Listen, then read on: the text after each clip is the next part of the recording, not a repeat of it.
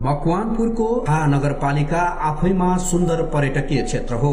यो स्थान प्राकृतिक दृष्टिकोणले पनि लोभ लाग्दो छ। मकवानपुरको दामन र सिमभन्ज्याङमा वर्षेनी लाखौं आन्तरिक र बाह्य पर्यटकहरू आउने गर्दछन्। दामनमा अवस्थित भ्यू टावरबाट सगरमाथा हिमाल सहितका विभिन्न हिम श्रृंखला प्रष्ट हेर्न सकिने भएकाले पनि दामन पर्यटकीय दृष्टिकोणले महत्वपूर्ण मानिन्छ। दामन समुद्री सतहबाट 2322 मिटर उचाइमा रहेको छ। 2488 मिटर उचाइको सिमभन्ज्याङ समेत यही पर्दछ। फागुनदेखि चैत महिनामा यहाँ लालीगुराँस ढकमक्क फुलिरहेका हुन्छन्। चैत वैशाखको धूपमा समेत चिसो हुने भएकाले भारतबाट समेत यहाँ पर्यटकहरू आउने गरेका छन्। दामन सिमभन्ज्याङ क्षेत्रमा हिमपात हुँदा पर्यटकहरूको घुइँचो नै लाग्ने गर्दछ। घुम्ने संस्कृतिको विकास गरौं। बागमती प्रदेश भ्रमण वर्ष 2024 सफल पारौं।